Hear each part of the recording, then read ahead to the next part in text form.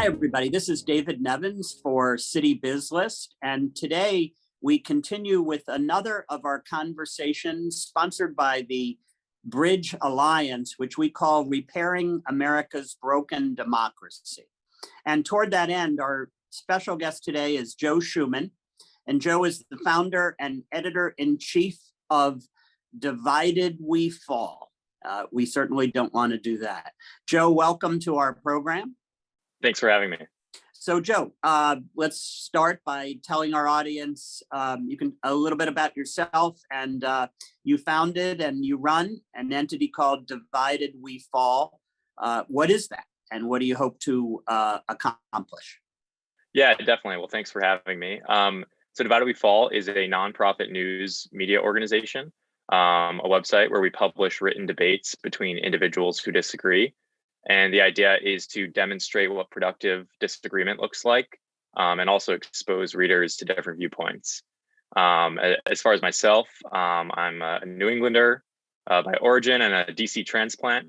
Really have lived on kind of the East Coast of the country my whole life, in blue circles. And that's actually part of the inspiration for the site. I have a cousin on the other side of the aisle who sees things very differently than myself, but is extremely intelligent and thoughtful, and was kind of my political pen pal growing up. So we would write each other on the news of the day and share experiences and share perspectives. And despite my kind of echo chamber of an upbringing, really shaped my political views. And about 5 years ago, as kind of politics was careening off of a cliff, I realized more people could share in that experience. So we launched the site and pair authors who disagree to kind of demonstrate what that sort of conversation with a trusted friend or family member could look like. So that's a great example that you gave of a pen pal. Not too many of us have pen pals, sadly, anymore. So give us some examples. Is it always just kind of one against one, two different points of view, and give us some examples of some recent topics and how they were covered? Yeah, definitely. So we kind of cover everything and anything. We published in series. So right now we're focusing on midterm 2020 and different issues like campaign finance, gerrymandering, those sorts of issues. Before that, we ran a foreign policy series. And before that, we ran a constitutional questions series and one about Biden's first 100 days. So we try and keep the content temporally relevant and interesting to our readers, but also diversify it because there are really interesting debates on all sorts of policy topics, not just the handful that you usually hear on kind of the mainstream news. Our bread and butter are what we call our political pen pals debates. So that's one author debating or discussing with another, and they go back and forth once or twice. Sometimes we actually recruit multiple authors per piece. There are more than two perspectives to every issue, and we want to try and highlight as many as we can. And it really just depends on who we secure as an author and what their perspectives are. So who do you secure as authors? And are these prominent people in the field or everyday Joes and businessmen and women? Is it, when you say they go back and forth, is this live or is it all just in the form of an online newspaper type of format? Yeah, definitely. So our authors come from all walks of life, but particularly the sort of what we call the political class or politically engaged. So we publish a lot of professors, journalists, pundits. We're just getting into the politician space. We actually published our first member of Congress just last month, which was a great milestone for us. People at think tanks, people publish books. So these are people who know what they're talking about, because for our readers, we want to give them expert opinions on these complicated issues, but from all walks of life, business leaders, nonprofit leaders as well. So we don't want to just stick to the kind of standard script and the normal people who might appear on MSNBC or CNN. We want to dig deeper, kind of flesh out different perspectives on issues. The debates are asynchronous, so people aren't having them in real time. We publish them all together, but we recruit an opener and a respondent and kind of coordinate back and forth. We're in the written media space, so it's all written. We hope to get into the sort of live event and audio space eventually, and those would be at the same time. There are benefits and drawbacks to that, though, moderation being one of them. It's a lot easier to make sure things are civil when you have a chance to edit it before it goes public. So right now we're sticking to written. And so when you say people go back and forth, what you're really saying is they just maybe you present them with a set of questions and you have different answers from each position. Would that be accurate? Yeah, that's right. So we'd start off with the question. So just this week, we published a debate on social media misinformation, talking about Section 230 and if social media companies should be liable for the information and misinformation they publish. And so the opener talked about the risks of government regulation and how it's difficult to define misinformation and First Amendment protections. The respondent came back and said, be that as it may, there are a lot of non-governmental interventions. We can create institutions, trade associations, create standards.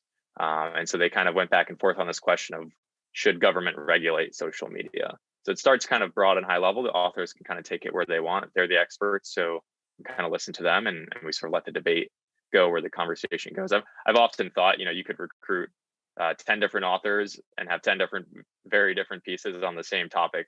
And maybe we will do that, but just kind of depends on where the authors go. And what would you say are some of the more lively and recent topical debates? You mentioned gerrymandering, which I think is an incredibly important topic, although I haven't run into too many people who think we need more gerrymandering as opposed to less. Well, people like gerrymandering when it supports their political party, and they oppose it when it hurts their political party. So it just depends on where you sit. But I actually think we cover a lot of difficult topics in a pretty civil and informed way. I mean, we've done abortion debates, we've done voting rights, we've done Israel-Palestine, real difficult questions. And for me, that's a litmus test. That's, if you can't cover those questions, you're not digging into the hard stuff. A debate on social media regulation to me is very interesting and I also think very important, but people don't get kind of riled up and touched as personally as they do other issues. I mean, we had a series in 2020 after the George Floyd murder on race relations and different authors with different backgrounds coming together to discuss things like reparations, police reform, those sorts of things. So we try and dive into those tough conversations. That's really where we think we can kind of make the most impact. How many readers do you have, and how are you growing the organization? Yeah, so we get 6,000 to 7,000 readers hits on our site per month, and viewers per month, and then about 10,000 hits per month, which is pretty good. We're always trying to grow that, obviously. We are right now an all volunteer team. So we have about 12 volunteers on everything from editing, production, communications, development, and just assembled our kind of inaugural board. So we're in the early stages of organizational development, I would say, but really kind of have brought about 15 people on at this point who are dedicating their time to this mission and believe in the mission. So the next big step for us is to raise funds, and that would empower us to reach more readers, secure better authors, grow the team. And so in some senses we're at an inflection point as an organization, but certainly on a growth trajectory. So I was actually just going to ask you gave a partial answer in terms of where do you hope to go from here? What are your aspirational goals and objectives with Divided We Fall? Yeah. And great name, by the way, I think. Thank you. That should grab people's attention as well. Thank you. Well, so it's such a great name that there's actually a couple books out with the same title. Not that we copied them. One is coming out this year, so maybe they copied us. There was a TV show, so it's a good name and it's an important name. Where do we hope to go?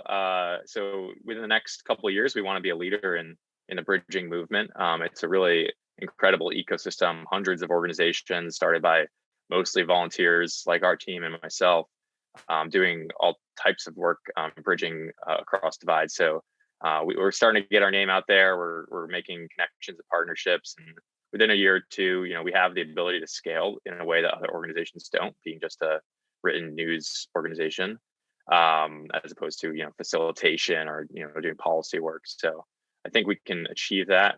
But the long-term goal is to be a player in the media space, and that's difficult because the media space is highly competitive. And at some level, we're giving people their vegetables, giving them the content that they should need but don't always want, and that's one of the underlying problems. There are awesome models. I think ProPublica and PBS NewsHour are great examples of very high quality nonprofit content. And so, getting up to that level in the 5 to 10 year time frame would be incredible, and is an aspiration for us. And really just reshaping the media landscape. We're fortunate to be on the AdFont's media bias chart, which shows an overwhelming amount of partisan opinion news outlets and nonpartisan fact-based outlets, but there's a huge gap in terms of bipartisan opinion outlets, and that's just not being served currently. So we're hoping to fill that gap. And I find it interesting, the concept, which I commend you for, is you're really about, as you've said a couple of times, bridge building, and yet you're really doing that by presenting opposite points of view. And I guess in the hope that people who read the points of view might say, he's a little bit right about this. She's a little more right about this than I thought. Does that somewhat accurately explain the objective here? Yeah, I think so. I mean, we definitely believe there's a grain of truth on every side. I myself am the son of a judge, so I was taught from an early age to learn and listen to both sides and make my decision based on that. And that's kind of my mental model for what bridge building is. You don't necessarily have to split the difference, but you don't always agree with one side or the other. And that's sort of the judge approach, if you will. And I contrast that with the sort of lawyer approach, which I view as kind of a more partisan approach of arguing for your side and ignoring all counter arguments at all costs. So yeah, we hope to expose people to different viewpoints and allow them to make up their own mind. And we are not in the business of trying to convince people on one policy position or another, but just to have them take a moment and step back and maybe not post that mean tweet and maybe not yell that insult and think, well, there might actually be some validity to what this other person is saying. Well, I think it's been, only in relatively recent times that we've had this incredible societal divide on issues, and and even with our politicians. We once had great statesmen and women who would claim a middle ground, and now, as if the US Senate is divided 50-50, then that's how most votes occur, 50-50. And it's a little bit hard to imagine how every Democrat could be right every single time on every issue and every Republican wrong every single time on every issue, right? So that's your objective, I guess, right? To build bridges and get people to understand either not necessarily opposite points of view, but let's say differing points of view. Definitely, yeah. Professor Peter Coleman at the Difficult Conversations Lab at Columbia calls that complicating the narrative, and that's what we're trying to do is get people to realize there are a lot more different perspectives than their own, and they're not right on every single issue. Right. And so, we want to just expose them to those viewpoints. And on the positive end, that could result in policymakers making bipartisan legislation. That's the goal and the dream. But on the sort of opposite end, at least preventing political violence, hate speech towards one another, just kind of calming the culture war. Just as an anecdote, I have a friend who says one party is morally and intellectually bankrupt. And we've debated for hours about that phrase, but I just personally don't think you can say something like that if you have a friend or family member who subscribes to that political ideology, because then you're calling that person morally and intellectually bankrupt, and that's difficult to do. And I don't believe most people fall into that category. So at the very least, we'd like to kind of quell some of that, the kind of troubles and the culture war going on. But on the positive end, yeah, creating bipartisan legislation that lasts on critical issues facing our country, that would be an incredible outcome. Well, I wish you, much luck in this regard. Your friend who said that. I mean, that's where a lot of the current political debate, is, right. That it's that one side is either always right and one side is, basically always wrong, and it's people lose. When you have that as kind of the prevailing attitude, people lose respect for one another, and that is what causes, the great divide, I guess, that we're currently in. Yeah, definitely. And I think at some level, as you're saying, it's a relationship and a personal issue that we can build bridges between individuals. But the irony is, on the whole, the American public is not as polarized as our politics suggest. And actually, a huge chunk of people don't follow the news and aren't interested at all. But just there's a sort of outspoken minority of voters, of activists, of politicians who control the direction of the country in terms of policymaking and are on our news feeds and on our TVs. And so that's kind of all we hear. And we're led to believe that we're extremely divided as a country, when in fact, most people want just, a decent job and a happy home life and a better future for their kids and, things we can all agree on. So at some level, we want to harness that civility and pluralism of the American people and come back to here in DC and tell the people that we've elected, this is what we want as a country. And I understand that, speaking of bridge building, which you just mentioned, that there are other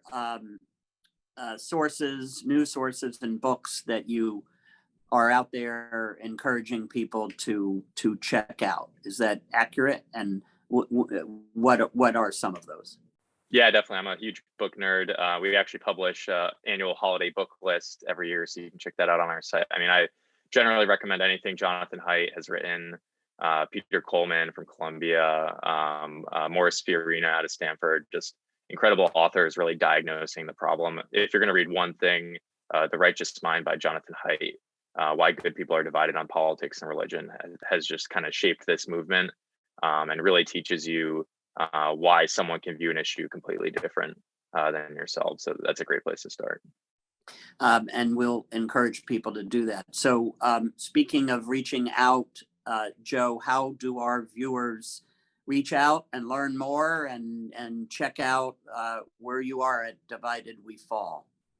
Yeah, definitely. So you can check out our site at dividedwefall.org. We're on social media, Facebook, Twitter, Instagram, LinkedIn. You can send me an email directly. It's Joe, at dividedwefall.org. I'm happy to chat. I love talking to people, getting your feedback, positive and negative, because that's how we improve as an organization. And would love you to subscribe, volunteer, donate, any of the above. It's really a grassroots effort we're building here. Joe, it sounds fascinating, and I've enjoyed our conversation, and wish you a lot of luck in moving your goals and objectives forward. Thank you. Really appreciate it. Our guest today has been Joe Schuman, founder and editor-in-chief of Divided We Fall. You should check it out. And this has been David Nevins for Citybiz List, and this has been another in our conversations under the auspices of the Bridge Alliance, which we call Repairing America's Broken Democracy. Joe, thanks so much again for joining us today, and we hope people check out Divided We Fall.